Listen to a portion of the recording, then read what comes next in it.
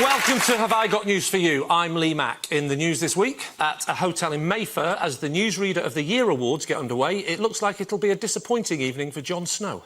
Well, it's very interesting because they've actually locked the building down and they're not letting me in.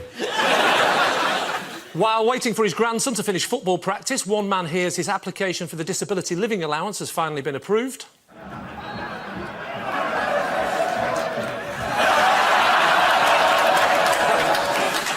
And after a string of business failures, one man insists on taking a statue of St Jude, patron saint of hope, with him at all times.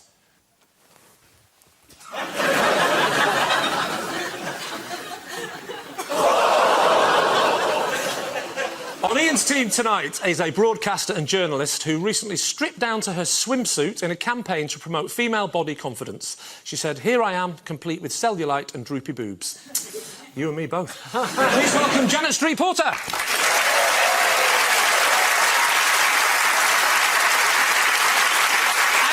with Paul tonight is a comedian who was once heckled by a man dressed as a bottle of ketchup. So she turned him upside down and whacked him repeatedly on the arse. Please welcome Sara Pascoe.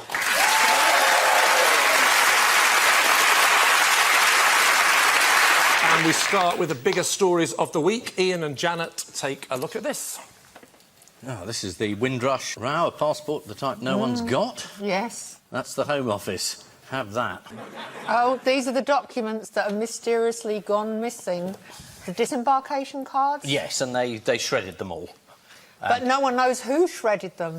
Well, this is the big debate. Essentially, someone's to blame because these people, they were the children of immigrants who arrived on the boat and they no longer have landing cards, which would have proved they were here legally and there wasn't a problem. But someone shredded them all. Yeah. And at Prime Minister's question time, Jeremy Corbyn said it was you, and Theresa May said, no, it was you. The usual high level of debate. It was. Actually, regardless of whose fault it is, it's incredibly unfair. So I think the only fair thing to do, which is what has to start happening, is that everyone else's passports and birth certificates are also shredded. And we just start the Hunger Games. I think what's particularly disgusting about all of this is these were people we begged to come to Britain to rebuild Britain after the Second World War. Home Secretary Amber Rudd apologised to the families of those who've arrived on ships such as the Windrush as far back as 1948. What headline did The Sun use to describe her handling of the situation? Ruddy hell. Rudd-faced. Is it? Yeah. It's Rudd-face day. Should we have a look? Yes, have a look. Shit for brains. What did Theresa May do then, specifically as the Home Secretary, when she was Home Secretary, that made things worse? She brought in a policy making Britain less attractive to immigrants. And It was called austerity. Yes. She brought in an act in 2012 to make it a more hostile environment. Yeah, and she did the original billboard trick, where people went round with huge billboards saying, go home, which a lot of office workers took literally. What else happened whilst Theresa May was Home Secretary that has resurfaced? Very, very little. She was there for 6 years. This is incredible. The government printed a leaflet in 2013 giving advice to people being deported from the UK to Jamaica. Included amongst the do's and don'ts is this tip. Overseas accents can attract unwanted attention. Try to be Jamaican. Use local accents and dialect. You know, which is pretty difficult when you've, been living in the Midlands most of your life. Meanwhile, what has a House of Lords report concluded about the UK Citizenship Test Handbook? Oh, loads of the questions are wrong. Correct. And out of date. Yeah. It says that Margaret Thatcher's one of the living ex-Prime Ministers. Yeah. Let's test your knowledge of outdated and incorrect facts. Fingers on buzzers. One of the questions referred to the European Convention. What's wrong with that? I know the answer. Oh. Yeah. Can I just say, you don't have to buzz and put your hand up. It's because it isn't supposed to have the word European in it. That is the exact answer. They should have referred to the Human Rights Convention. Despite being one of the few conventions passed by the Council of Europe, it doesn't have Europe in the title. Are we getting points for this bit? No, you just avoid being deported at the end of the Given how entertaining that was, let's make this the last question in that particular No, section. we like The handbook included a claim that Charles II had been recalled from exile in France. What's wrong with that? Ian? Janet? Ian? I like the fact you both buzzed and then decided to let the other one answer. He wasn't in France. It's Holland. He was in the Low Countries. What did you say? Holland. Holland is the right That's answer. right. That's why I said it. If I'm giving points, I'll probably give you one extra. Do you know what? That was great fun. We're going to round things off with a quick game of Would He Lie to Us? It's just the one question. Yeah. Is this a lying hunt?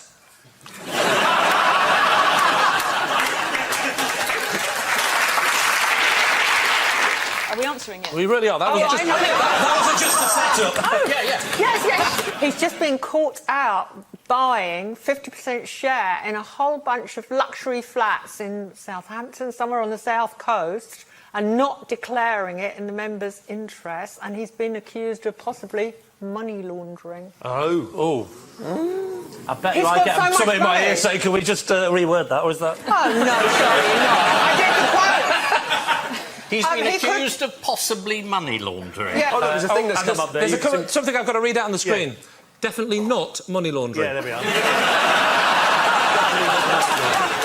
I wondered why that man was know frantically waving his arm going, read that! Can I just check how this works as guest host? Who gets sued? Is it the show or me?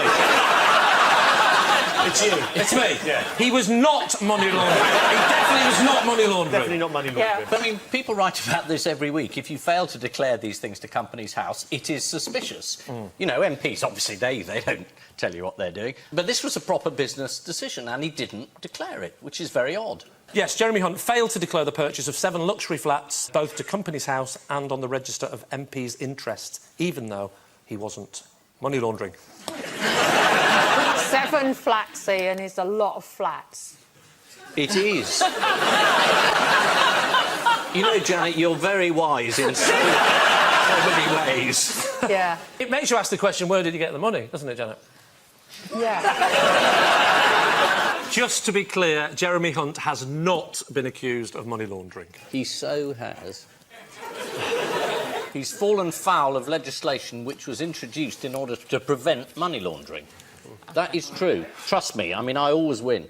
He's got a season ticket to Court 1 at the Old Bailey.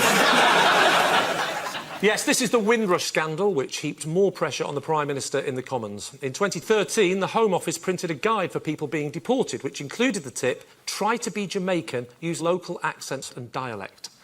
That was an official Home Office publication. What is going on?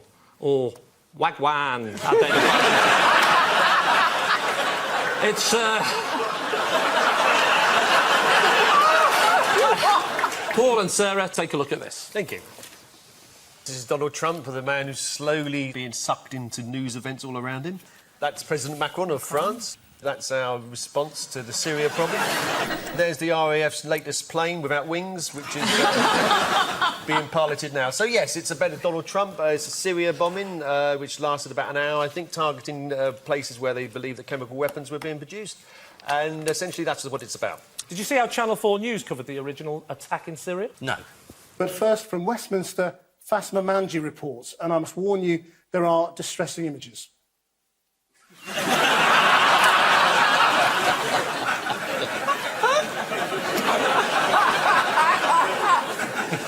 RAF Tornado jets fired 8 Storm Shadow missiles. What's the colloquial term for these weapons? Jeremy Hunters. They're called fire and forget. According to the BBC News, they use GPS mapping that are so accurate you can fire them from 300 miles away and forget about them. Confident that they'll hit their intended target. Yeah, because GPSs have never gone wrong, have they? What can we expect in retaliation? Aren't they going to hack into our NHS internet? Yeah, they're going to make the NHS According to worse. I think according to the Daily Mail, we can expect to be hacked any day now. They are saying that they are going to, possibly even hack normal people's routers. I think if they did slow down people's Wi-Fi, they would have. Civil war. Yeah. That's when people would finally go, all right, too far, the Russians. But half of Britain has really slow Wi-Fi already. Rural Britain has to put 2 coat hangers together and stand on the roof to get, to be able to download anything. So go ahead, hack it. It might be better. Challenge to the Russians, though. Why did Theresa May go to Parliament on Monday? She works there. Well, yes. I'll read rephrase it, sir. Let me rephrase it. OK. What did Theresa May do at work on Monday? Shred it. She went to make an official common statement about the attack on Syria, which lasted 3 hours. Quite surprising that she had any energy, as she was already drifting off on Sunday when she faced questions from the media. Given the failure, as you have said in your statement, of all diplomatic efforts so far, what is the plan following these strikes? Sorry, what is the plan for... I stayed up for that.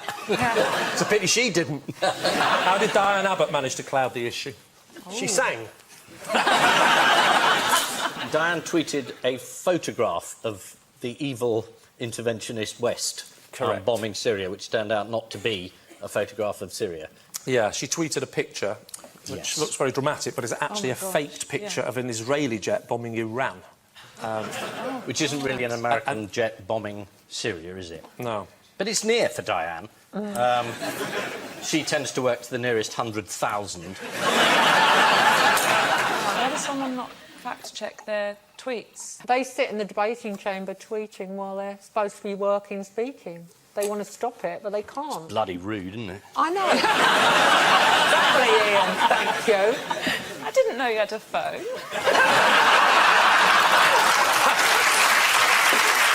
It's actually a small mirror. You're right, it's a prop. Yeah. There was actually a demonstration... I love this. There was a demonstration against the missile strike outside Parliament on Monday, and amongst a variety of views, there was this quite robust defence of President Assad against the action of the British government.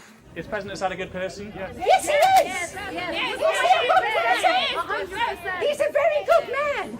And he's a doctor, for heaven's sake! Do you think he goes around killing Syrian people? He's not the Messiah, he's a very good...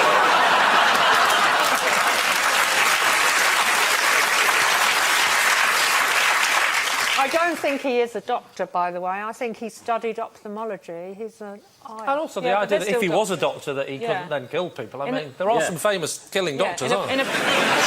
Shipman, Crippen. No? Yes. Right.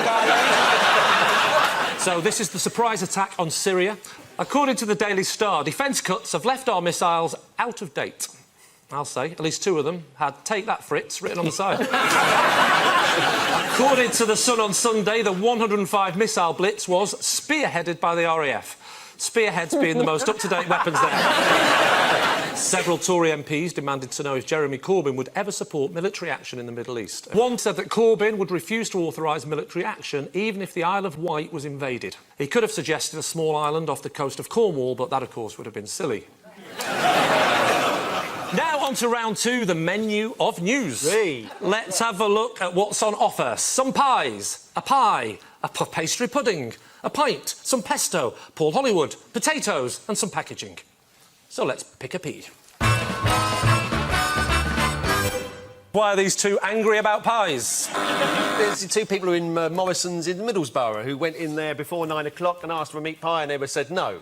You can't have a meat pie before 9 o'clock. You can have a fruit pie, you can have anything else, but you can't have a meat pie because we're not serving them before 9 o'clock. This is Linda and Tony Gilks, who were furious... Which one's which? They're the 2 human beings, not the things in the hand. I was looking at the pasties.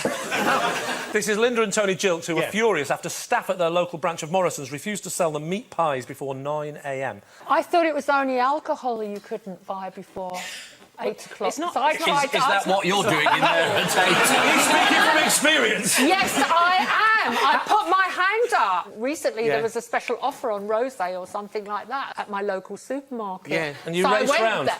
Well, I was catching the train back to London, so I went there at 7:30 in the morning. Yeah. The minute it opened, I got 12 bottles of the booze, got them to the checkout, and they wouldn't sell them to me, so I had a strop. What's that? Check as a vacuum beer? I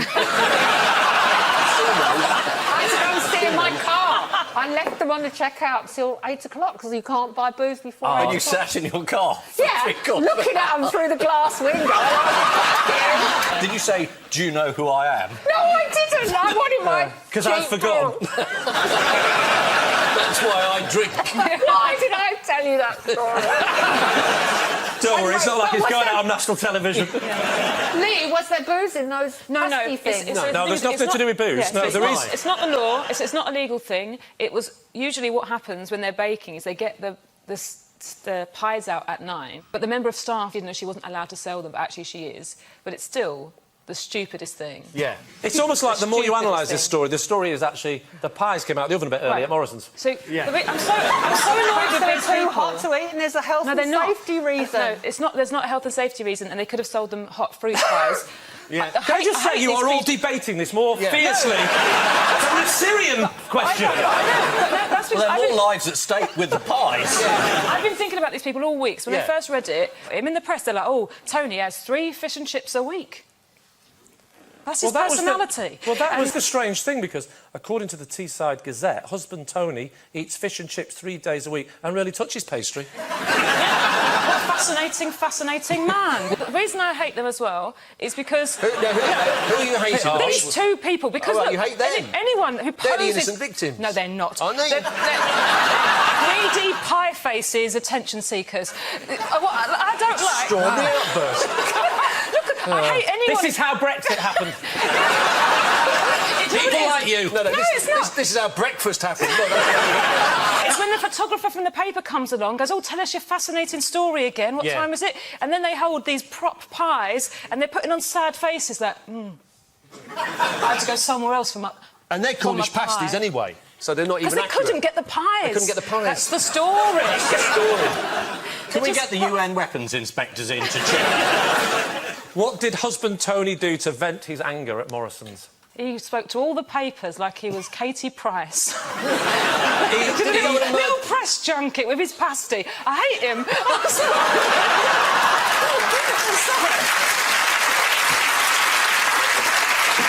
What, they're so busy they couldn't wait 10 minutes? Yeah, Janet sat in her car waiting for Did you sit there? Yeah. Don't mind me, I'll wait for the vodka to be warmed up. It was rosé. It was rosé. How did matters get resolved? They were both deported. There was a dramatic U-turn. Morrison's have agreed to sell meat pies from 7 a.m. All I'll say is that now the poor Morrison's workers, I'm kind of with Sarah on this, because those workers have now got to get off their arses, crawl out of bed, put their Morrison's uniform and crawl into work at God knows what hour to bake a meat pie for those 2 miserable people. They can have it by 7:30. Bit of satire on that poor couple eating a nice pie watching this game. This has got out of hand. OK, back to the menu. Let's pick another P. How did a puff pastry pudding get John Turode in a bit of a state this week? He cried, didn't he? He got very emotional because the apple crumble, as you said, was delicious. It surpassed anything he'd ever stuck in his gob. Look, he's welling up there, as you can see. But I've been on MasterChef. How did you get on? I was number 2. What was your speciality dish? I tried to do a meal called Roadkill Dinner, which was a pheasant that I picked up and skinned. You didn't really find the roadkill, though, right? I do eat roadkill, yes. But What's wrong with eating roadkill? It's recycling. Yeah, you've got to eat something while you're sitting in the car waiting for... No. John Turode does know what he's talking about and he does care about the food. What other things have you eaten from the street? Someone brought me a bin bag of 10 pheasants the other day and I went on YouTube and there's a really good video about how to skin a pheasant in 10 seconds. And basically, you put a pair of rubber gloves on. What if you can't get the rubber gloves on the pheasant? I like to, branch out, have survival skills. It's not all that funny scout bloke. Bear Grylls. Yeah, I can survive. That's my favourite phrase tonight. I can survive. You sound like a really annoyed Gloria Gaynor. She was my... I now really want to see your survival show, which is like just 10 pheasants and then glass of rosé going, 7 is a lot of flats. Amazing. So, MasterChef judges were presented with an apple crumble by semi-finalist David Crichton. John Turode was so impressed by the creation, it made him cry. Would you like to see this? Yeah, I'd love to see it. It's very moving, so brace yourself. Yeah. Fabulous, fantastic, and faultless. Honestly, makes me well up. That is sensational. That's what this competition's about pushing yourself to the stage where you make your own puff pastry, you take the risk. You make a crumble, you make an apple pie, an apple tart, an apple millefeuille, whatever it might be, and some ice cream, and you take it to dizzy heights where it stirs emotion. Wow. Have any of you lot taken a pudding to dizzying heights? There was that night in Blackpool.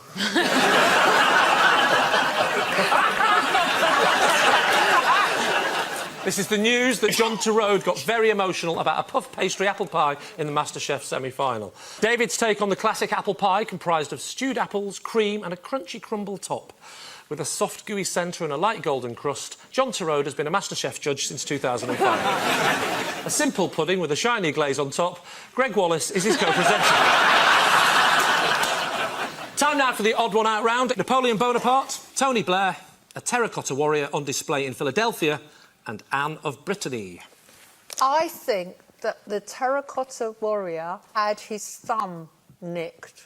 I think it's about stealing things.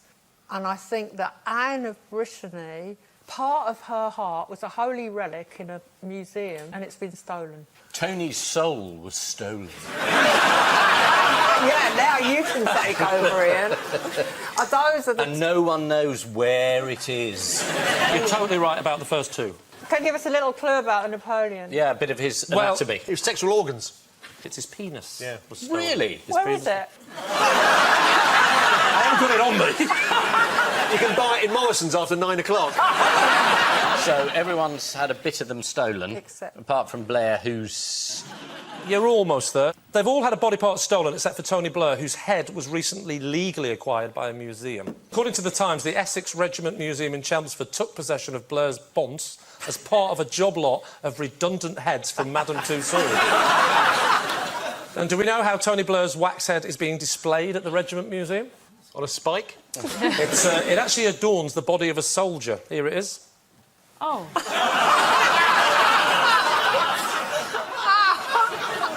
Oh, it's had a bit of Botox since it... Meanwhile, where can Prince Philip be found? There's a home at Windsor recovering from his hip operation. What about Prince Philip's head? Where can that be found?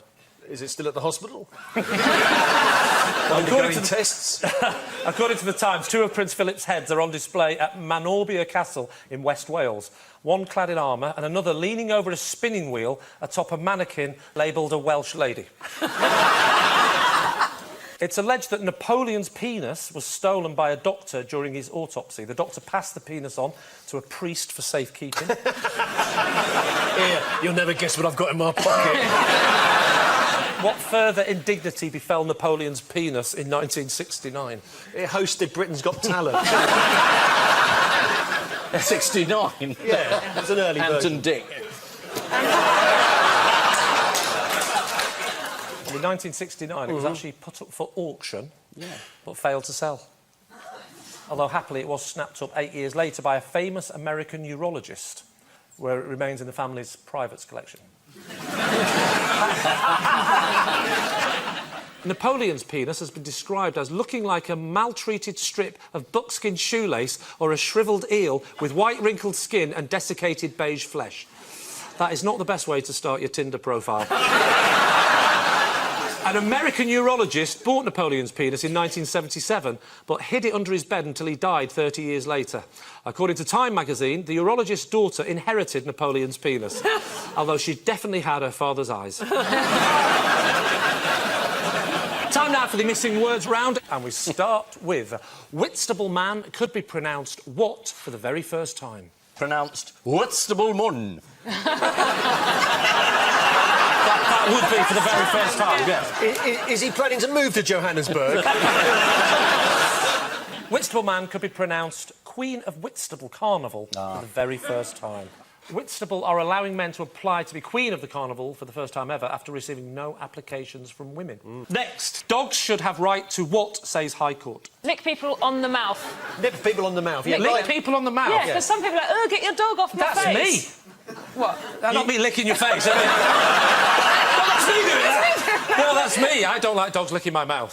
I know this. They're having the right to urinate against trees and lampposts. Yes, it is true that dogs should have the right, apparently. Another dog arrested for urinating on a lamppost has asked for 100 other fences to be taken into consideration. Next, Titanic musical closes on opening night after what? The bar runs out of ice. Yeah. No, the set collapsed. It was at Southampton. It was marking the anniversary of the old ship setting off from Southampton to New York, and the set collapsed. That is correct. Titanic musical closes on the opening night after falling debris hits the stage. Yeah, there we are. And in keeping with the spirit of the Titanic's passengers, the musical songs were mostly third class. A bit harsh, isn't it, on a little regional musical? Yeah. I hear it went down very well. Thank you very much. I take sympathy. Here's your next one. Very angry badger what? Oh, Bill Oddie's new perfume. Very angry badger closes tunnels at Craignethan Castle. Finally, unfortunately placed exhaust pipe ruins what? Honeymoon night. Unfortunately placed exhaust pipe ruins an advert on the back of a bus. Oh. It's every model's dream to be in a high-profile ad campaign, but as James Herring on Twitter spotted, context is everything. Hope you're having a better day than the guy whose stock photo got selected for this bus ad campaign.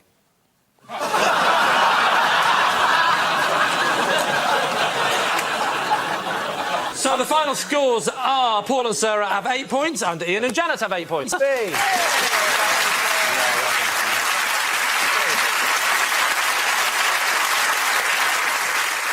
I leave you with news that after 3 hours of meetings without a toilet break, Silvio. They didn't have Silvio in rehearsal, it was just Berlusconi. They've just added this on just thinking he's tripping up will make it harder for him. It might be one of the other Berlusconis. That's the sort of thing that could confuse a stupid person.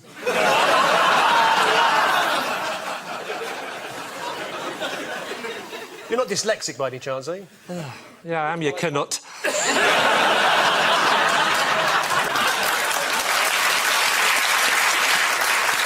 And I leave you with news that after 3 hours of meetings without a toilet break, Silvio Berlusconi doesn't notice he's been followed into the bathroom by the paparazzi. In the Vatican, as a gust of wind catches the Pope's vestments... Is that the right word? Vestments? Yes, Yes. it is the right word. Yes. So you're doing really well. Yeah, you are. But finally, woman patronises man on Have I Got News for You. In the Vatican, as a gust of wind catches the Pope's vestments, onlookers finally realise why he calls it Commando Fridays. And in Brussels, EU leaders deny treating the UK with disrespect as they summon David Davis for the next round of Brexit talks. Good night. Good evening and welcome to Have I Got News for You? I'm David Tennant. It's week 7 of lockdown. The show's been moved from Friday to Thursday.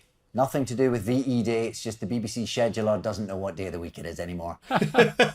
Ian, last week, no offence, but you were rather upstaged by Colin the cat. Yes, and I've spent most of the last week acting as his agent, so I'm sorry he can't be here tonight. He's had a lot of better offers. He's on Gogglebox and Gardener's World, and I think Eamon Holmes has invited him on, so sorry. Paul, will we have any surprise guests emerging from behind your much-talked-about curtains tonight? Yes, yes, quite possibly. I can't believe that these curtains have become some kind of Twitter thing. I mean, they're curtains. It's a tribute to your performance, Paul. That people notice the curtains. Why doesn't he get out of the way so we can see more of the curtains? On Ian's team is Evening Standard columnist and writer Aisha Hazarika.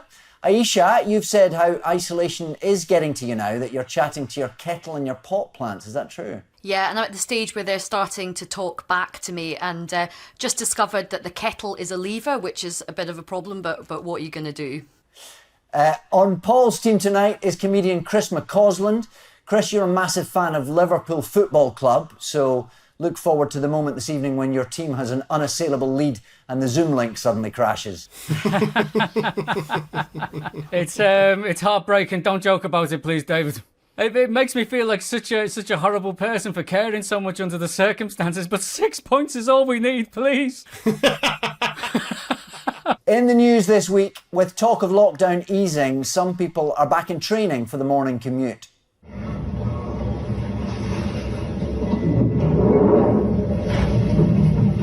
This train terminates at West Hampstead.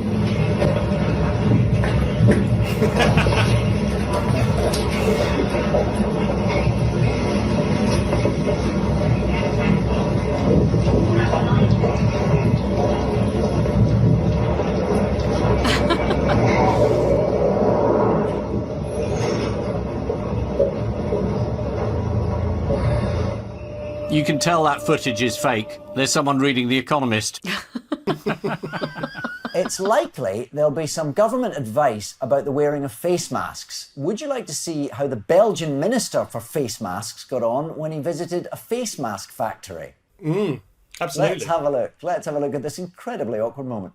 En dan is het kwestie van je mondmasker nog goed aan te doen.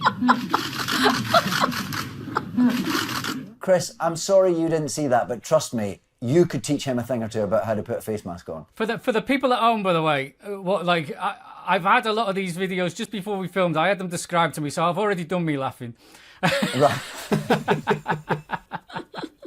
I'd also like to say as well, I'm very aware that I might not, because I can't see the camera, I've got this little earpiece in, my gaze might kind of drift. And if it makes anyone feel awkward at home, just move to your left a bit. Typical BBC advice.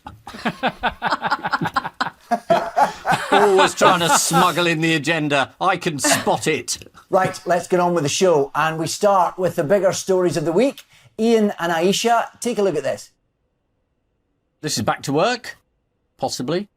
This is how do we do our social distancing. This woman's come up with a very innovative idea. There's Matt Hancock yet again announcing a new app.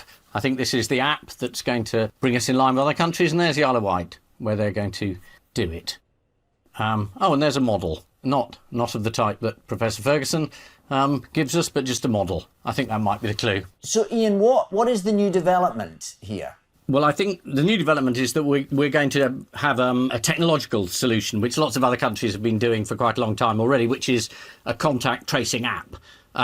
Which is going to help identify if you come anywhere near someone else who's got it, and then it'll alert you and tell you. Lots of other people have been doing this from the start. It's part of the testing process that we've been a bit slow, to put it mildly, to get going. But we're going. And people are a bit worried about privacy issues. They think, oh no, the government's going to know everything about me. And the alternative is that you give it to Google and the other giants who've been so good over the years about protecting your privacy. It's essentially, who do you trust least? This government or the tech giants? It's a tough one, but I think we're going to get there. I'm not really fussed about privacy, to be honest. I think we should upload everything about everybody into this app, keep it running, and then it can help us avoid things like people with clipboards when we're out shopping. It can, if we're about to get into a conversation with somebody who takes ages to tell a story, it can give us a warning. Loads of potential. People are giving a huge amount of data about their neighbours to the police at the moment anyway. So I think you might as well give them your own story. You might get it right. Yeah, although, it's only getting trialled. And in terms of the privacy issues, I have a deep anxiety about how effective this is going to be. And I do also really pity the young people of the Isle of Wight. They are going to literally have to spend 5 days, teaching their grandparents how to download this app and see if they can get it to work. There's probably quite a lot of them that think that one of the new symptoms of coronavirus is that you get a Bluetooth. and Ian, I've got a question for you here. With this app, what happens if you don't have a mobile phone? Does it work with an abacus? Apparently not. No. It does require a modicum of technology. Aisha, as you pointed out, this is being trialled on the Isle of Wight. As Matt Hancock said, where the Isle of Wight leads, the rest of Britain will follow. Back to 1955. It is actually rather lovely, the Isle of Wight. There's a beautiful model village, which you saw in the clip. And if you do want to visit it, it's just past the Donkey Sanctuary before you get to Monkey Haven. What about Matt Hancock? Here he is rounding off his Isle of Wight presentation with his usual clear set of instructions. But it is absolutely true that the social distancing measures are the thing that is doing the having the big impact. And so hence the the message remains stay at home to protect the NHS and save lives, unless you're in the Isle of Wight. But even in the Isle of Wight, you should still stay at home to protect the NHS and save lives. It's that you should also install the app, because that will help this to be yet more effective. So snappy. He's had another problem with the over 70s, hasn't he? Because they're not quite sure whether they should stay at home forever or come out again or stay there for 3 months or never work again. It wasn't entirely clear, that message either, was it? No, didn't he say, I never said over 70s should stay at home, and then posted his initial advice, which said over 70s should all stay at home, irrespective of underlying health conditions. Look, let's be honest, the major headache that the Prime Minister's going to have is keeping his dad away from the pub. That is going to be the main thing. Keep him away from a broadcasting studio, that'd do. Complete lockdown on Johnson's. It sounds draconian, it sounds like it's a liberty issue, but it isn't. It's for all of our good. It sounds a bit dirty, to be honest, Ian. A bit risque. Matt Hancock now seems increasingly irritable. Did you see how he responded to Labour MP Dr Rosina Allen-Khan, who is also a frontline NHS doctor, criticising the government's testing strategy? Does the Secretary of State acknowledge that many frontline workers feel that the government's lack of testing has cost lives and is responsible for many families being unnecessarily torn apart in grief? Secretary of State. No, I don't, Mr. Speaker. I think that I welcome the Honourable Lady to her post as part of the Shadow Health Team. I think she might do well to take a leaf out of the Shadow Secretary of State's book in terms of tone. I'm afraid what she said is not true. He got very testy. And it's also incredibly patronising to her as well, it sounded very, very sexist, particularly on the day when the death count was horrible. The figures were absolutely terrible. So I think a bit of humility wouldn't go amiss from Matt Hancock right now. It was very headmasterly, wasn't it? It was all, look, we don't like your tone, and you'd be much better if you adopted the tone of Jenkins here. Now, he's a good lad. We like him. Can you behave like him? It was just really dismal. Another member of the government, Grant Shapps, actually said that it was true, that had they tested earlier, it would have been much better. So it's no good saying, I don't like your tone, it's not true, when your colleague says, yeah, all right, it might be true. But, I don't know, a bit of humility all round, probably. Which member of the government's frontline team has been declared an icon of the current crisis by the chief curator of the National Portrait Gallery? Oh, is it Whitty? It's Whitty, Chief Medical Officer Professor Chris Whitty. A variety of artists have been inspired by the pasty-faced panjandrum and his slightly psychotic eyes. Would you like to see some of the artwork? Oh, yeah. Bit harsh. Yeah, come on. Here's a rather nice sculpture by Cornish artist Penny Lally. Ooh. And then this rather alarming face by artist Wilfred Wood. Oh! Oh! Yeah, it's rather evocative of 10 Rillington Place, that last one. But who won't Chris Whitty be able to chat to in SAGE meetings from now on? Elvis Presley. Yes, you're right. He's no longer attending them. He's left the building. Neil Ferguson. Yes. What did he do? He had a lady caller. This is a first-rate tabloid story of the type that the crisis hasn't had at all. It's been incredibly boring to date with graphs and figures. And now, at last, there's a sex scandal in the middle, so everyone is absolutely thrilled. And the man they called Professor Lockdown has now become Professor Trousers Down, which really is a way to make the whole of Fleet Street happy. And not even, I blame the tabloids, it was by the Telegraph. Bit of a shock, isn't it, Aisha? I mean, who would have thought that a Boris Johnson supporting paper might want to distract with a front page when we've got the worst death count in Europe? Who would imagine? In a way, this sort of sex scandal, it's so on brand for a Boris Johnson government. It's just like so perfect. And I bet the Prime Minister is breathing a sigh of relief thinking, God, thank God I'm not the one involved in a scandal involving like my groin. Like he's probably just going, thank God it's not me this time. The funny thing about this story is literally... on the days he is telling people to stay at home, he is getting a visit from his married lover. He's telling people to social distance and yet not doing it himself to a woman who has 2 children and she's got a husband. And It just couldn't be more opposite. So now he's stepped back. I mean, Are we sure that they didn't maintain social distancing? Perhaps they communicated through the letterbox.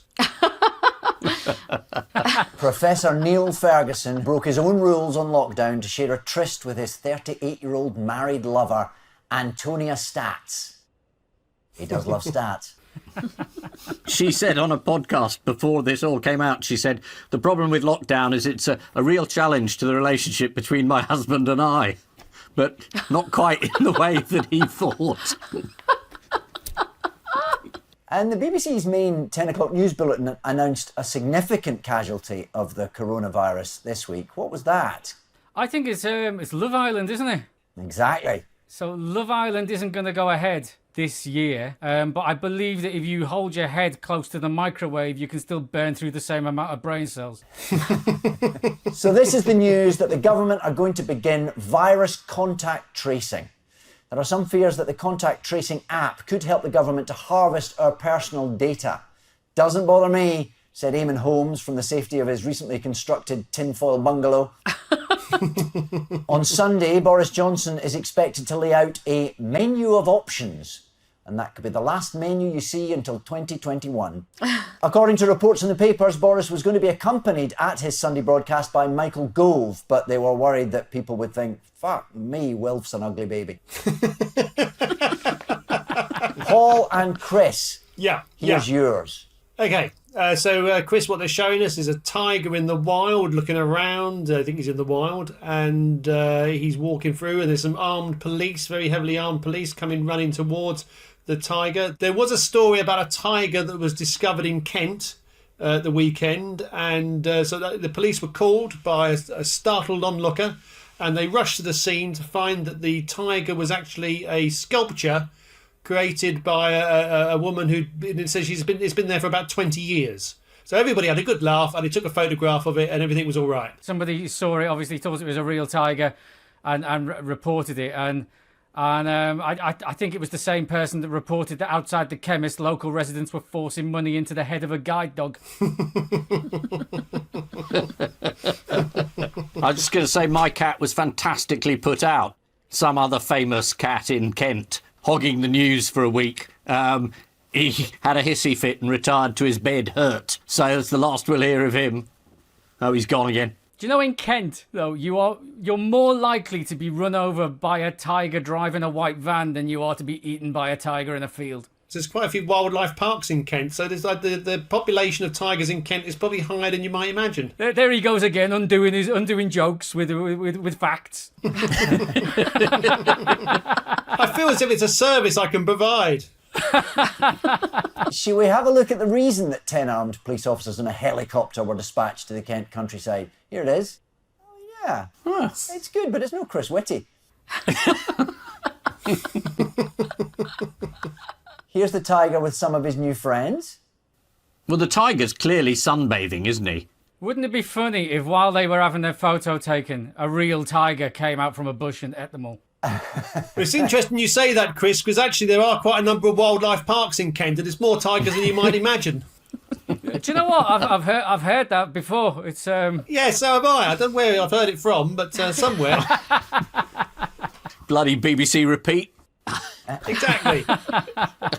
Do we have any idea how the tiger got there? No, I think there's a woman, she's a sculptor, she sculpted it. She said it's been there 20 years. So I imagine that somebody went for a walk near their house where they hadn't been before, and they came across it, and there it was. But it's not a surprise, really, because I don't know if you know this, but it's actually there's a surprising number of tigers in Kent because there's a number of wildlife parks. I think I'm getting a bit of echo on my earpiece.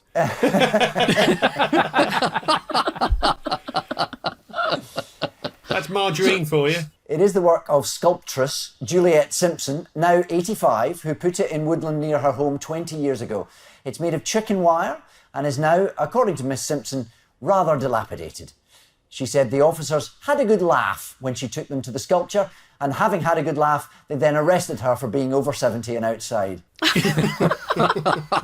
What does Nigel Farage think the police wasted their time doing this week? This is Nigel Farage drove 100 miles to make a video about migrants, which is a little bit weird considering he spent the last God knows how long telling us that migrants are bloody everywhere. He could have just gone to the end of his road. You're absolutely right. He complained on Twitter that the police had called at his house in an example of lockdown lunacy. Let's have a look at his tweet. 2 police officers just knocked on my door to advise me on essential travel. They had received a complaint that I'd been to Dover to report on the illegal migrant scandal taking place. What a total waste of time and money. Poor Nigel, it's terrible when people try to restrict your freedom of movement, isn't it? It's awful. He said he was a key worker and that it was vital for listeners of LBC, where I believe he has a radio show, that he went down there and made an investigative piece. I mean, the one thing you can't say about Nigel Farage is that he's lazy. He does put a shift in when it comes to his hatred of immigrants. He will stop at nothing to get that message through. Mr Farage was out again during the week, but this time just to the end of his drive to clap for carers, or as he now puts it, bang a ladle for the low-skilled. Let's have a look at Nigel's energetic homage to key workers.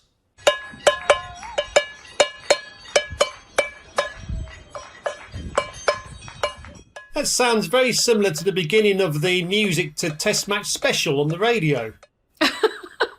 Let's have another listen. Yeah, there we are.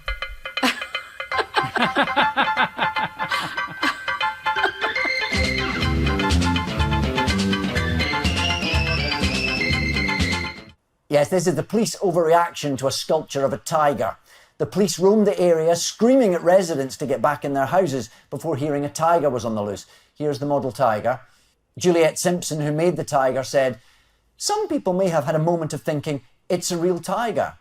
No disrespect, but even Chris wouldn't think that was a real tiger.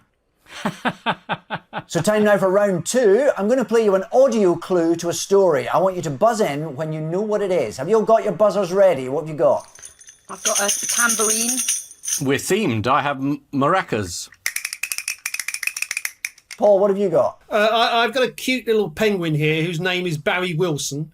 And I'll tell you what he does. So if I say, I know the answer to this one. Oh, perfect. Chris, what are you enjoying? I've got a little sound effects machine of my daughter's, which I've got a choice of 16, but I've decided to go with a little bit of a wolf whistle, because I'm sure that in HD we're all looking fantastic without any TV makeup on. But I also do have the opportunity to do, which we could have done with from the start, really, couldn't we? Here comes your audio clue.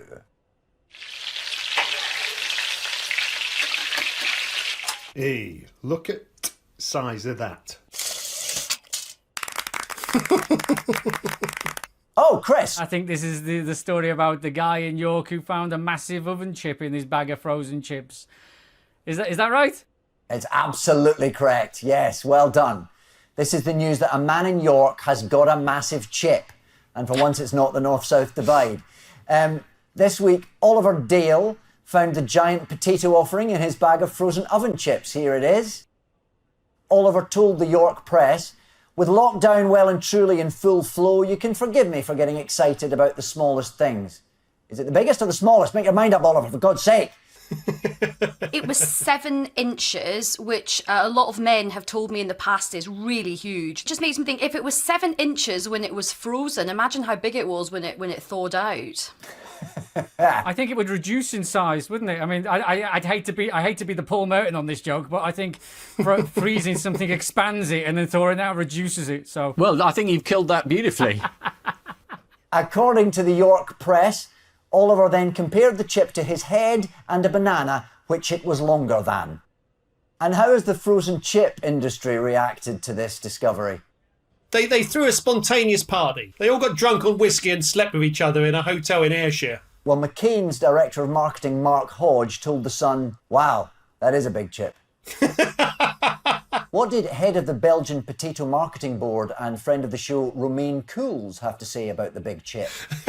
Can I just say it's typical of the BBC to introduce a European called Remain. They just never stop with this agenda. It goes on and on and on. It's pathetic. Romain said, "This is, indeed, a very long chip." Yes, this is the story that a man in York found a giant chip... It's not a story, David. Well, this is the passing diversion that a man in York found a giant chip in his bag of frozen crinkle cut. The 7-inch We chip can't pretend is... that chips in newspapers is a new thing. That's been going on for years. Oliver Dale told the press he was cooking the family dinner of chicken and chips and salad. But presumably the and salad was added when he realised his wife was listening.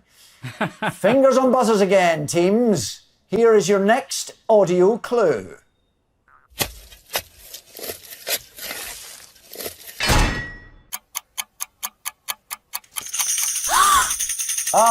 Aisha. What have you got? It's the story about a woman that was doing some gardening and then she discovered a World War II bomb in her garden. Is the correct answer, yes. Lulu Cirillo from Dorset this week discovered an unexploded World War II bomb in her garden. She was doing some digging when she came across this. We haven't got any way of deciding how big that is because there's nothing to scale. Can we put a picture of the chip next to it so that we can tell? What was the first thing Lulu did when she found the bomb? She threw it across the garden, which is one way to get a new swimming pool. She did, for her, because she thought her pet Shih Tzu might want to play with it. She then later took it into her kitchen and tried to clean it with a knife and scrubber. Chris, do you know how she discovered it was actually a bomb? She put photographs on Facebook asking people that she knew what this shiny German rock was. Somebody replied that it was a bomb. And so as the Facebook etiquette goes, she liked the comment first and then she shit her pants. I like that she decided to clean it up, but she should have used some Sillet Bang. That might have been more appropriate. Eventually, the army turned up and disposed of the bomb on a nearby beach. Yes. Here's the dramatic moment when the explosive device was dealt with. That's one way to keep people off the beaches. Yes, this is a woman called Lulu Cirillo who scrubbed a bomb with a Brillo. Hang on. We can only assume it didn't go boom or she'd be lying on a hospital pillow. Ha-ho. Well, David, did you think your career would ever end up like this? No, David's career, which is bringing retired doctors back to the front line. I think it's absolutely extraordinary. Time now for the Missing Words round, which this week features as its guest publication the newsletter of the Society for Medieval Archaeology, which takes a fascinating look at a time when the world was very different to now. January. We start with Dr. Audrey Meany generously grants the Archaeological Society permission to what? Take the piss out of her name. Good answer. Is it to exhibit her recent finds on a dig at Knossos? To dig from home. Dr. Audrey Meany generously grants the Archaeological Society permission to feature her 1964 writing on early Anglo-Saxon settlements. It's obvious when you say it. This is Dr. Audrey Meany, who generously donated her research, while ironically, Dr. Keith Lovely told them to piss off. Next, man hit in the face 43 times with a wet sponge. What? Wins clean face competition. Raises millions for NHS charities. Wonders why he didn't duck. Man hit in the face 43 times with a wet sponge breaks world record. This is David Rush from Idaho, who this week broke the world record for most wet sponges to the face. Let's have a look at him. 3, 2, 1, go.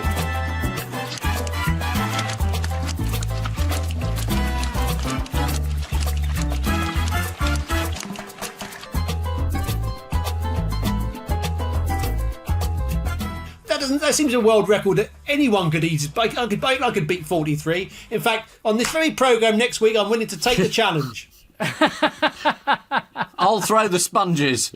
You'll have to throw them a long way. We both live in Kent, Ian, but you couldn't possibly know how many tigers there are between me and you. I thought it was like watching football. It was a man just hitting an object with his head repeatedly and a bit of slow motion. And no possibility of head injuries through heading the sponge, so you're absolutely fine. It'd be a much safer game. And you know, if you're playing football with a sponge, if you get injured, the trainer comes on and rubs a football on the back of your head. And finally, another day, another what in York? Another day, another dig in York. Another day, another discovery from the medieval period in York.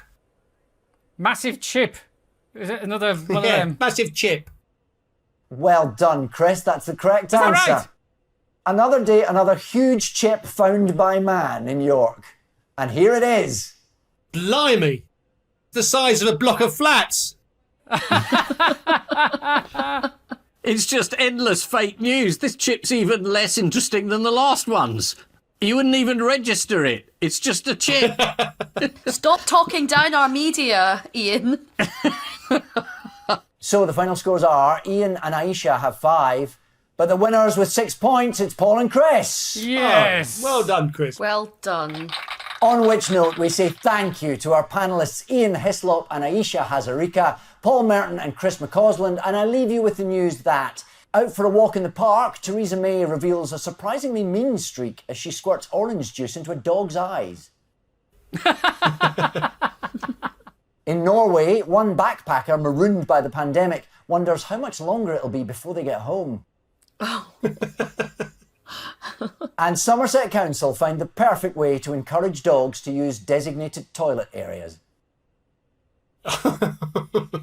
Good night.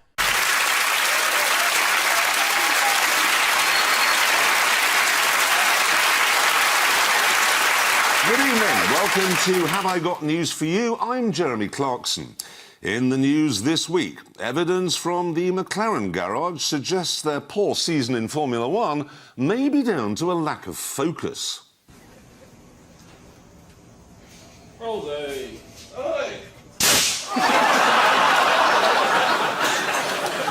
Awaiting trial and forced to spend time at home helping with domestic chores, things go from bad to worse for Sepp Blatter.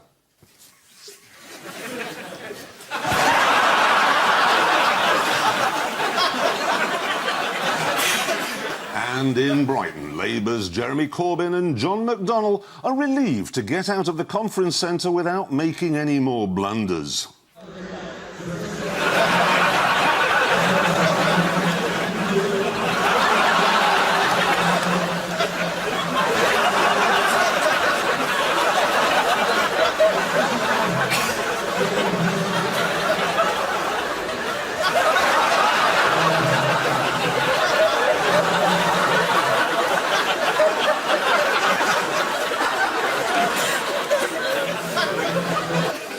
On Ian's team tonight is a journalist who's been covering the Rugby World Cup for the Sunday Times. Her next piece will be out at the weekend, as will England.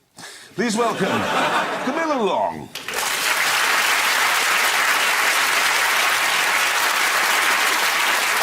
And with Paul tonight is a presenter of 2 top-rating daytime TV shows, which is why he's such a passionate opponent of Ian Duncan Smith's scheme to get people back to work. Please welcome Richard Osman.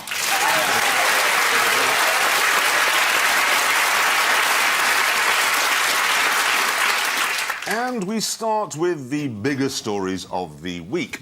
Ian and Camilla, take a look at this. Oh, yes, I wonder what this is.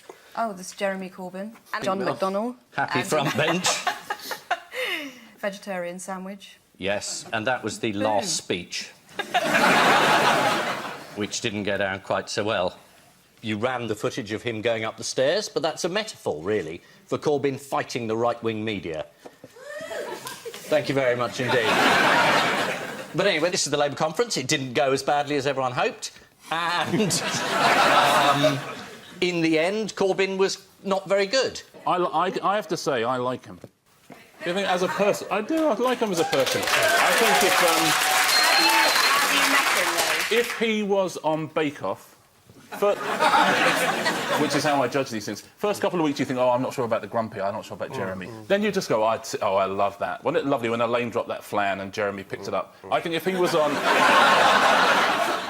If he was on Bake Off and Cameron was on Bake Off, he would win the next election. I don't know if that's how they're doing but if they do...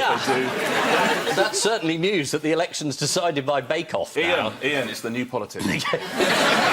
You're absolutely right, of course. It is the first conference for Corbyn as leader, and obviously it was slightly derailed at the end by this nuclear business. Tell me about Trident. I understand the reason why we had Trident immediately after this, you know, the Bay of Pigs and the Cuban Missile Crisis. Why have we still got this? Why have we got this submarine? What is it protecting us from? Originally it was... Is it attacks on the underground? No, no attacks on buildings. It was there originally to protect us against the Russians during the Cold War. And but that sort of war's moved on now, isn't it? Yeah, but one of the things about this week is it just reminds you that the Russians are still there. Yeah, but I've got a box of hay under my bed that keeps the elephants away. You know, it's the same thing with Trident. It's really difficult to prove that it's sort of doing what it's meant to have done. It is very difficult to prove. I mean, because my box of hay doesn't cost 120 billion quid, you see. Well, it does keep the elephants away. No elephants. No elephants. We got on question time. CBeebies, I think. Also, he was asked a straight question and he gave a genuine answer. They asked a question, which they always do for politicians. We'll ask him a question that's impossible to answer. So, would you ever press the nuclear button? If you say no, then you have this reaction. If you say yes, you say, well, you've always said you wouldn't do. So he can't answer it. So what does he do? He actually told the truth. Yeah. And, you know, and no one's done that for a long time. No, Definitely question time. Whether he is right or wrong, I think that's quite a refreshing way to deal with it. I think the problem was that he then changed his mind afterwards, which is not great if you've got your finger hovering above the nuclear button, to be fair. I had a bit of sympathy when he said he'd never press that button under any circumstances, because I'm the same with the ITV2 button on my remote. What is ITV2? You will find out soon enough, Jeremy.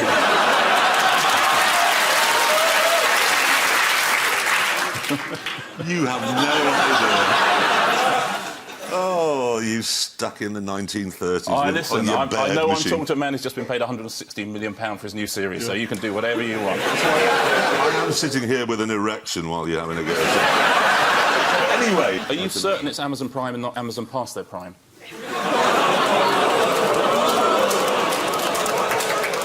Why is it irrelevant whether Jeremy Corbyn pushes the button or not? Because there's no such thing. No, well, there probably isn't, actually. That's probably... Button's connected to an espresso machine. It's because there's another way of getting submarine commanders to launch nuclear missiles. Oh, yes, that's right. They tune into Radio 4. If it's not on, they fire the missile. There you go. That's the thing that's been protecting us for 30 years. Exactly.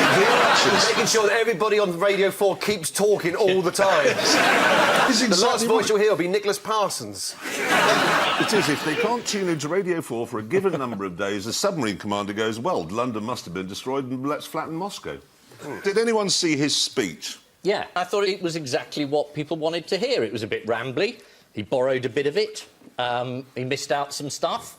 The deficit, the fact that Labour lost the election. I mean, there's stuff that will have to be addressed eventually, if anyone's going to vote for him. But Miliband did all of those things and no one voted for him either. I'd rather hear a more fun speech from someone no one's going to vote for. Oh, you're not saying his speech was more fun? Yeah, it's more entertaining. Because it's like there's a bit more personality to it. Because you think, blimey, look at him. What's he doing there? But it could, be anybody. It could be any of us, not you. I don't know, old bloke called Jeremy with extreme views. His message was, it's nice to be nice and nice things are nicer than not nice things. I mean, that's basically... I don't see anything wrong with that. Yeah, I don't. No, there's nothing wrong with it. It's probably true. What did we think of his delivery? I've got to be back to Amazon. No. I know you've got to get the plugs in. He read out a bit where someone had written, strong message here. Let's show it to the ladies and gentlemen. Here it is. We need to be investing in skills, investing in our young people. And, strong message here, not cutting student numbers. Wasn't his most professional moment, I don't think. No, and it does suggest that the strong message had been missed out. So did you hear what he called you to? Sickening capitalist lickspittles. Pretty much. Sneering media commentariat. I like the commentariat bit. Yeah. Just a Soviet hint there. Why would he say that about you, Camilla? I said that I was a little bit in love with him only 2 months ago, so I don't know why he would say that. Well, I'll tell you other things you've said about him is he is a turbo weirdo. Correct. A weaponised lentil.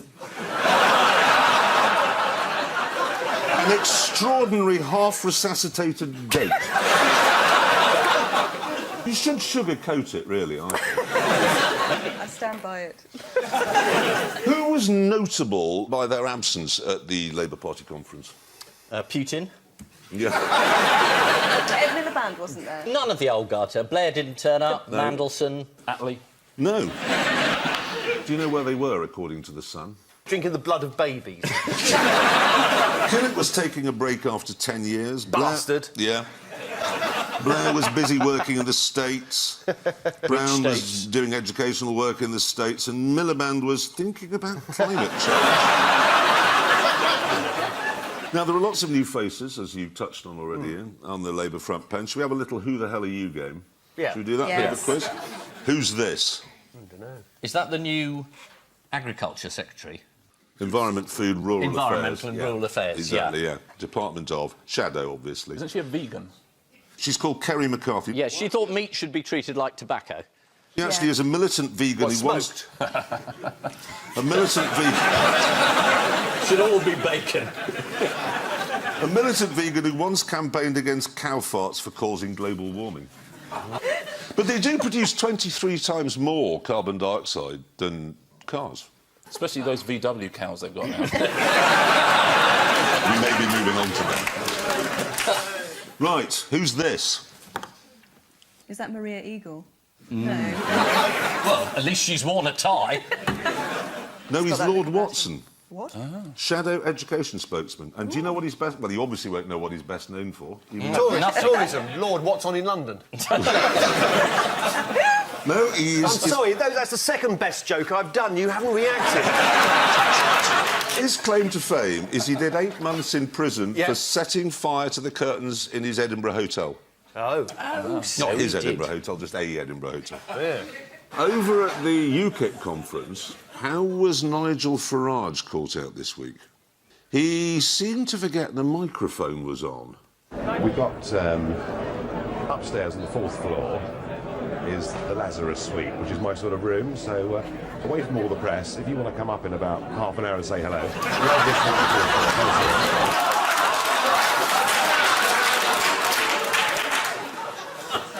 There's literally nothing I can think to say now. He's... God, I was going to say Lazarus Suite, where you come back from the dead. Wasn't that the lady who had the picture of him tattooed on her arm? You can see it, actually, if you want. There's the tattoo of Nigel Farage. She went into a tattoo parlour and said, what have you got? What designs? Can I have a skull? No, I think I'll have Nigel Farage. And there it is. She said, I want a bell, but just the end of a bell. Over at the Lib Dems, do you think they're likely to benefit from defections from the Labour Party now that Corbyn's in the hot seat? Well, they certainly think they will. They think people will move back to the centre and join the Lib Dems. And they put out a message saying, come aboard. Let's see how they dealt with that question on the right stuff recently. Do you anticipate many leaving to join the Lib Dems? Well, I think, you know, you've also got this issue of the Prime Minister putting his cock in a dead pig's mouth. Dan, do you know what? One, it's an allegation. Two, your choice of language in referring to that, I think, far goes beyond what is permitted at this time of the day. And at that point, really, you've forfeited any right to speak on this show, so bye-bye. I'm glad we finally mentioned it, though. It has been an elephant in the room. It's... Really? That's a new one. It's hard to talk about precisely because you're not allowed to say those sorts of... It's a difficult story to talk about, isn't it? What, cock? Things. Yeah, you can't really say it. We can't say pointless, you can here. OK. I was going to say he put his clocks in a pig's mouth. Well, I don't know. I mean, this ritual is so... I mean, what are the benefits of joining this club? If that, I mean, what do you get? 10% off sports equipment? I mean, what's the great club that you have to stick your cock in a dead pig's mouth to become a member? Ian, you used to be a member, didn't you? Oh, there's a hesitation.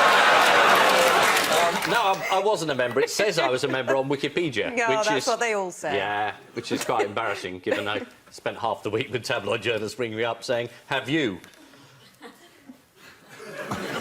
Placed your chap? Clarkson in a receptacle. Anyway, no, I was not a member of the Piers Gaveston Society. I was a member of the Piers Morgans. I won't ask what the ritual was to get into that club. Did you know people who were, though? Is that the sort of thing they did? No. I mean, they Yes, threw... yes, no. Final 2 words on the subject. Yes, no. He asked me 2 questions. He said, did you know people who were there? Yes. And then he asked another question. So I said, yes, I did know people. No, I didn't, which is sort of my answer. I thought I was the one that was going to get a hard time tonight, and it turns out Ian is. Right, yes. This is... Is that it? We're going to just leave it alone? Lord Ashcroft getting this amazing story into the public domain via the Daily Mail. I don't think it's even a story. It's a fantasy. It's an act of amazing revenge by the Mail in cohorts with Lord Ashcroft, which the whole country has decided to believe.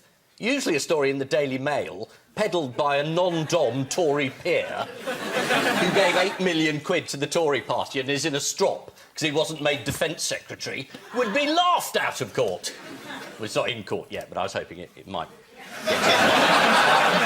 But no, we've all taken this seriously, and there's the grinning Lord Ashcroft, who, I mean, you know, if you want to talk about members inserted into, you know, the House of Lords, there he is. I mean, it's a disgraceful story. This man, Lord Ashcroft, who gave the Tories all this money, thought he could get himself into the cabinet, thought he could buy himself a cabinet post. And everybody's gone along with this, saying, oh, great, Lord Ashcroft.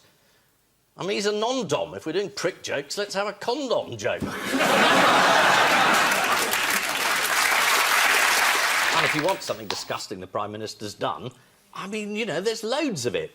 Bedroom tax would be a good start. There's plenty of these things, and everyone goes around saying, oh, it's about a pig when he was 20. Well, how about being really appalling when he was 50? Right. Yes, it's the new Labour leader, Jeremy Corbyn. Actually, at this early stage, I've got nothing against the bearded, sandal-wearing, teetotal, non-smoking, hummus-loving, Hammus-loving, anthem-dodging, pinko lefty. There was criticism that parts of the speech dated back to the 1980s, but this didn't seem to bother party activists, who gave Corbyn a standing ovation as he pledged to do everything in his power to free Nelson Mandela. At one point, Corbyn accidentally read out a stage direction from his autocue when he said, we need to be investing in skills, investing in our young people and, strong message here, not cutting student numbers. Dearie me, autocue is really not that difficult. Sneer, roll eyes, go to next thing. Claiming the party was open to new ideas, Corbyn said he wanted to give people the fizz to explode into the joy we want. An odd line, but it once worked a treat on Diane Abbott.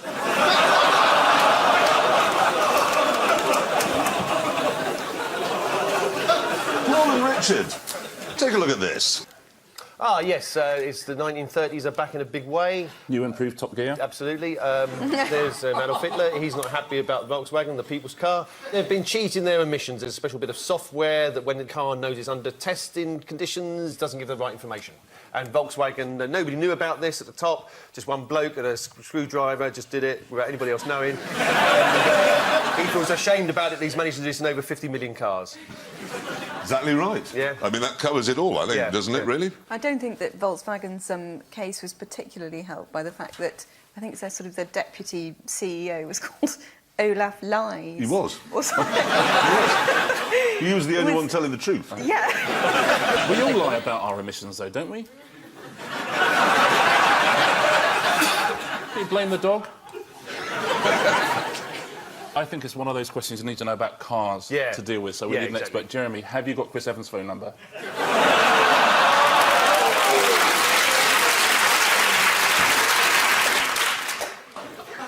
I am not allowed on the BBC to use the C word. Corbyn? No, car.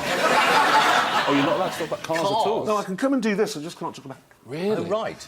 I'd be right in saying that motoring journalists sort of knew this story all along, didn't they, about the emissions test? Don't think anybody knew that specifically there was a bit of software in it. The story I do know that one of the major companies was testing a car, well, driving a car past a man from the government to test how loud it was, because they have to be within a certain amount of decibels. And as they knew it was going to fail, so as they got close to him, they put it into neutral, turned the engine off and coasted past him. And they went, that's fine, it's not loud enough. And then he was given a, you can sell this. You know when you said you weren't allowed to talk about cars? Yeah. You're what allowed are they to going to talk do, about... fucking sack me?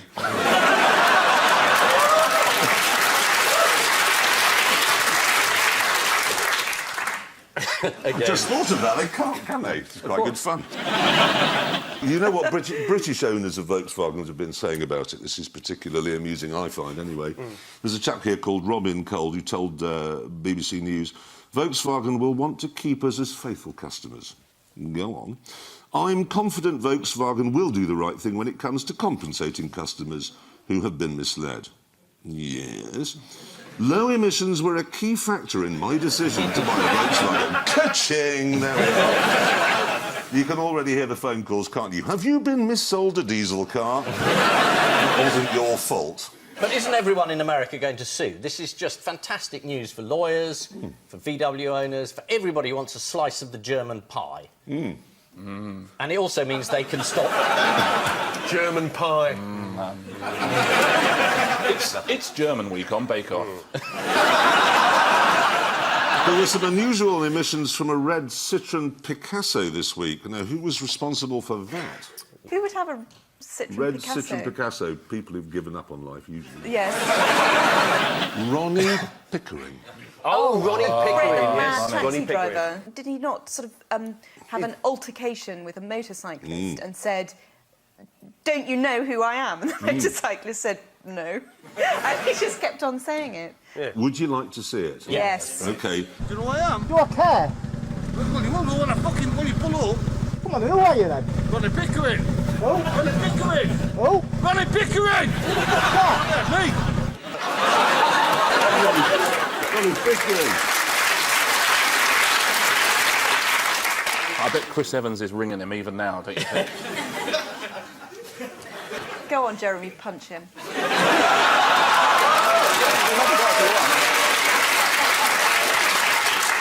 You remember how to punch, right? Oh, no, he's rolling up his sleeve. He's rolling up his sleeve. The pie's here. The pie's here. Chips, give us chips, quick. Sprouts, eat it. Good. Cleared up. I've been practicing that face. It's a hard one to pull off. What, the... Well, you knew that was going to crop up, so I had to practice my face. what was your face? I didn't Well, see it's it. like, yes, I knew this was coming. Oh, what an idiot I am. Yeah. But with a touch of, you know, I made quite a lot of money out of it, so is it? I'm in a dilemma. I mean, you punched Piers Morgan, so... Oh. Sometimes... You see? Yeah. No one's sacking you for that. No. This is the Volkswagen fiasco, not the name of their latest hatchback, but the ongoing scandal over diesel emissions. As prosecutors launched a criminal investigation into the emissions scandal, it's believed that one of the scientists involved there has killed himself in his garage. He didn't mean to, he was just parking his car. To calm the testers, VW vehicles were fitted with a so-called defeat device. If you're wondering what a defeat device looks like, well, here you go.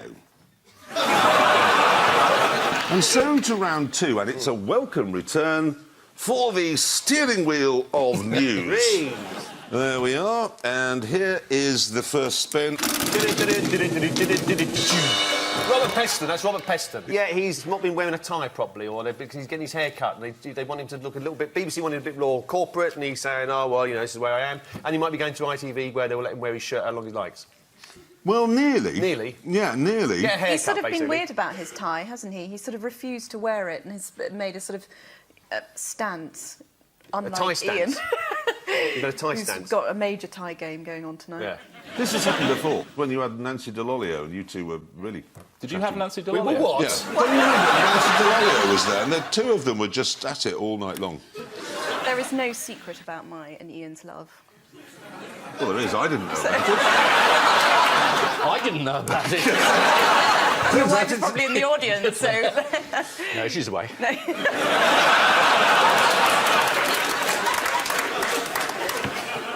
back to the news, please? Yes, we can. I think news is developing as we're talking.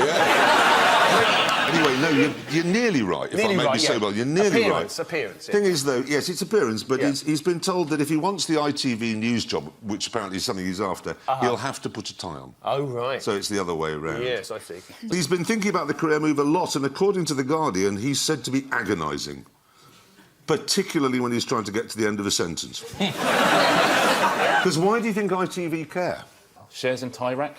They're apparently more strict about their dress code. Wouldn't allow him to interview prominent figures dressed as some kind of lounge lizard. Like this. There will be many people concerned that you are offering a big Treasury subsidy for power that right now, nuclear power, looks very, very expensive. So what does Robert Peston say about all of this? Oh, he just doesn't care.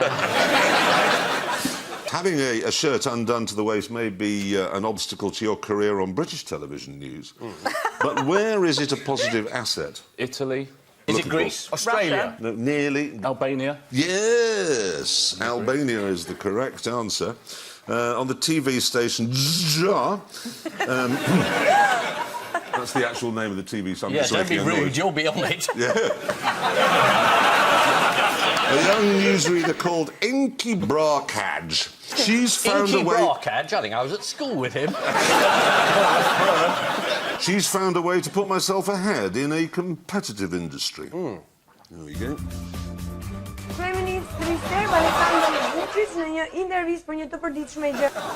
I think a tie would help.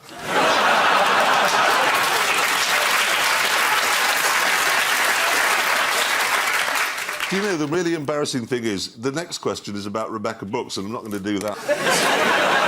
Well, I know the answer. Innocent. Exactly. On what grounds do you make that rather extraordinary statement? I'm sorry, I don't know what came over me. So are we deliberately missing out a Rebecca Brooks question? It's the wheel of evasion. Oh, yeah, this is Rebecca Brooks. She was in the news. Oh, I know who that is. A bit more on the details than I am, actually. It's a dull man contest, isn't it? Well done. It's called the Dull Men's Club. They used to do a calendar, and now there are so many of them, they've upgraded it to a book. Fabulous. If they've called it the Dull Men's Club, that's annoying, so you'd have to think of a new name for your new show. My favourite dull man was the man who kept a diary from 1980 of his lawn mowing activities. I'll give you 90 3 points if you can tell me his name. Ronnie Pickering! Here I am. I've even got a photograph of him. He's called David Grissenthwaite, and here he is. Oh, lovely. Oh. And somebody said to him, why? And he said, you might well ask, I don't know. So this man, OK, has kept detailed records of over 300 bandstands around Britain. Do you know how he celebrated his 50th birthday, Paul? Paul? Rabbits. Handstand on a bandstand. He got a tattoo of his favourite bandstand. Oh. More dull man. Yes, please. Here we go. Who is he? Now, you see, he is an expert on manhole covers. Yes. Yes, he is. That's exactly Which I right. thought was actually incredibly interesting. He can see a manhole cover and say, yes. That's a manhole cover. Corbyn actually said, my mother always said there's a history in drain covers, so I take pictures of them. People think it's a little odd, but there we are. I think that's why people are so worried. Middle England's going to take him to their breast. He likes allotments, manhole covers and wears sandals. You think he's not going to win? Yeah. The other one's sticking his cock in a pig. And the last spin. Last spin. Ready? Yeah. So this will be Rebecca Brooks. Yeah. That's handy, because I've got questions on that one. This is Putin powering into Syria. Mm-hmm. And Obama being tense about him doing this and them having a tense meeting at the UN. Who is currently bombing Syria? The US are bombing, the French are bombing, the Russians have now joined in. We want to go in, apparently. You wouldn't want to be an air traffic controller, would you, in Syria right now? Where the hell are this lot coming from? It's terrifying to think in maybe 18 months' time that could be Putin against Donald Trump. Then we'd be really worried, right? Yeah, no, that would be. With Monsieur Hollande and Jeremy Corbyn not singing along. Which other famous face popped in to see Obama this week? The Pope? Yeah. Sorry. At times it did look like he didn't want to be there. Really? Watch.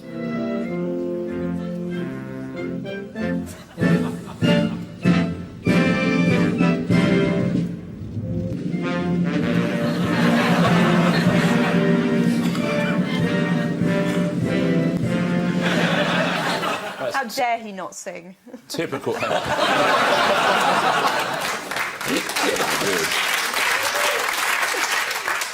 And who did the Pope make cry on his visit to the US? Was it one of the senators who'd invited him to address the Congress? John Boehner. Exactly. Let's have a look. He's the chap on the right-hand side in this clip. I am most grateful for your invitation to address this joint session of Congress in the land of the free at the home of the brave. I mean, that's just lamentable. How lamentable is that? Yeah. Is he an illegal immigrant? Who went all out and dressed up for the Pope's visit? Aretha Franklin. May have done. The Pope. The Pope's wife. Well, now... Well, you don't talk about her, Mrs Pope, you know. Wasn't there a Elsie. little baby dressed as a Pope? There was a baby dressed as a Pope. There was, actually. Do you want to have a look? Yeah, baby dressed as Pope. I love the baby. There you go. Most babies are dressed as the Pope. It's the only impression they can do. I'll tell you what, no, there was something else apart from the baby that got dressed up to meet the Pope. Dogs. Dogs disguised as the Pope. Look at this lot. The Pope's got a hairy face. Apparently asked if the Pope was aware of the Pope dog trend, a Vatican spokesman said, I don't know if he's conscious of that. I imagine he has more important things to do. What is the Pope releasing just in time for Christmas? Is it an omission? A single? Yes, it is. He's releasing his own rock and pop album. Oh, lovely. With his papal speeches set to music. Fantastic. He premiered it on Rolling Stone's website. It's called Wake Up, Go Forward.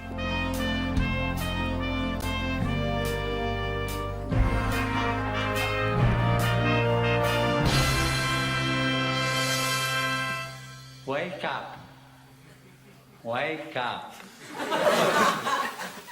It's not an advert for an alarm clock. The papal alarm clock. That is a great thing to download. Yeah. It's a number one right there, isn't it? Because Honestly. everyone will want that, the Pope waking them up and wake up. Exactly, wake up. You should not be in my room at this time. Apparently the song's big message is, if you're not a Catholic, be a Catholic. If you are a Catholic, be more Catholic. And get out of my bedroom. Right, yes. Putin launched missile strikes in Syria this week after giving America a 1-hour warning. Russian forces deny hitting non-IS rebel areas and insist the plumes of black smoke came from someone starting their Volkswagen.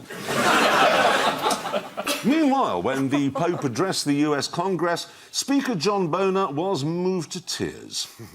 And that is pathetic. The only time you'd catch our Speaker crying is if he comes home early and sees his cousin's trousers on the landing. Time for the Missing Words round, which this week features as its guest publication Warehouse and Logistics News. And we start with Mr. Wallace wins Warehouse Manager of the Year award after what? After Mr. Gromit is sacked. After his competitors are found in shallow graves in Epping Forest. He wins Warehouse Manager of the Year after moving 15,000 pallets from one warehouse to another. Well, nobody else could do it. Exactly. Well, wouldn't it be better management if he'd asked somebody else to do it? That's doing it himself, that's not management. Yeah, Wallace. Yeah, Cop that up. Yeah, give it back. This was at the UK Warehousing Awards, where 400 guests filled the ballroom suite at the Dorchester Hotel, with all of them looking round and excitedly asking the same thing. You reckon the square footage is in this place? Next. If I could be any item in a warehouse, I would what? I would be a box of 24 plastic leatherette posing pouches. Oh, yeah. It isn't that. It's not. I didn't think it would be. It's always been a thing of mine. That's all. The answer is be a forklift truck. Oh, I was going to say that. Oh, I'd love to be a forklift truck. Well, this is from an interview with Liam Parnell in Warehouse and Logistics News. He also said his favourite book was called Flat Stanley, as the title reminded him of what happened to an old workmate when the pallets fell on him. Next, London Zoo monkey keeper and what in Ding Dong over what? Is this a story about the man at London Zoo who was having an affair with two women at the same time? Oh, no, not at the same time, but successive women, and then they beat each other up at a party. And one of them was a meerkat whisperer. And... and the other one, I think... Are you all right? A meerkat whisperer? I'm looking to get some insurance. This could be wrong.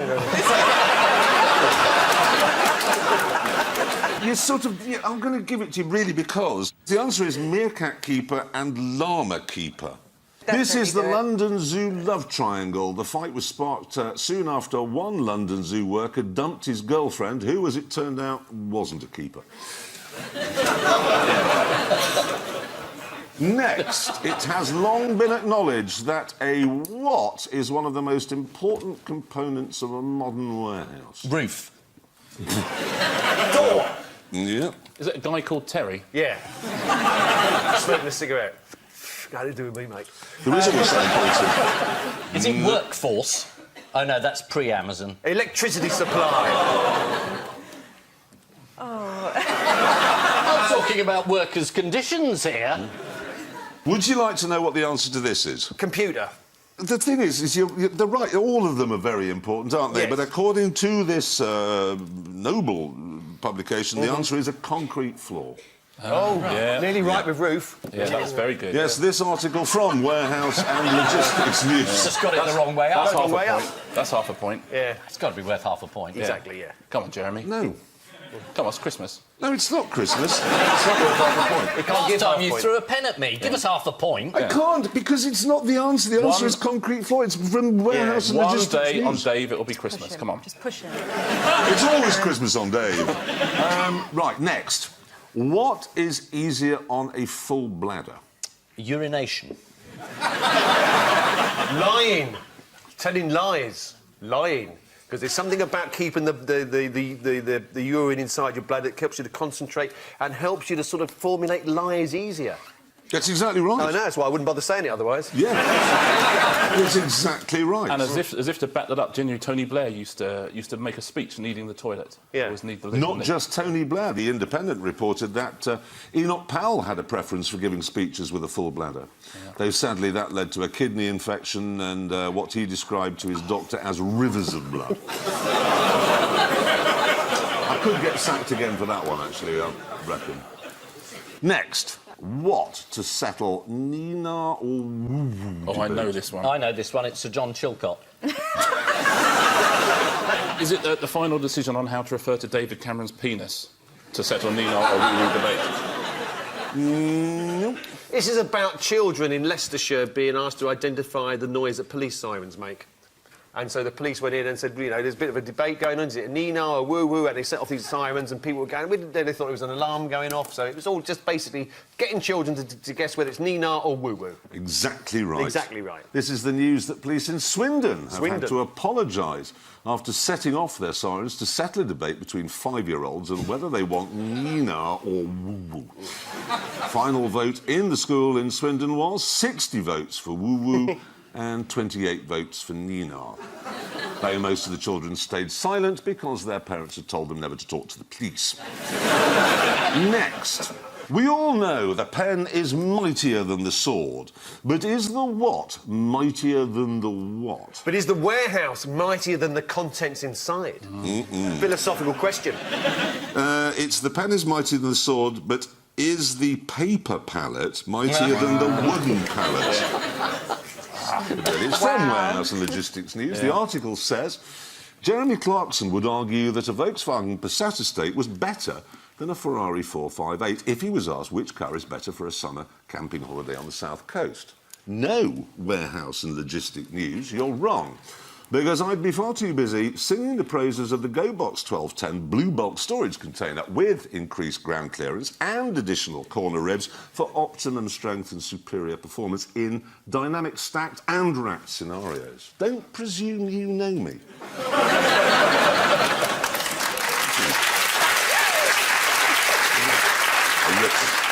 Next, Miss Italy contestant ridiculed after telling judges she wants to what? Press charges. Was it live in 1942? Very close. She actually said experience World War II. Yes. Yeah. This is a Miss Italy contestant who told judges she'd love to travel back in time to the 1940s. If she'd gone back to 1942, the 18-year-old Miss Italy would have experienced many dangers, such as air raids, Mussolini's secret police, and most terrifying of all, being approached by a middle-aged Silvio Berlusconi. And finally, what could be hiding in your tuna sandwich? Is it paedophile? Well, could be. Oh, it'd be some poison. E. coli. Ooh, yeah, getting nearer now. Not salmonella. Yeah. Oh, no, it'd be tunarella. It was in the Daily Mail. That's a salmon. The answer is deadly toxin. This news was from the Daily Mail this week. Sandwiches are often dangerous, of course, especially if it's 11 o'clock at night. And you've had a couple of hours drinking first. Is it Coke? Anyway, listen. Just bad temper. The final scores are Ian and Camilla, 5, and Paul and Richard, 6. No.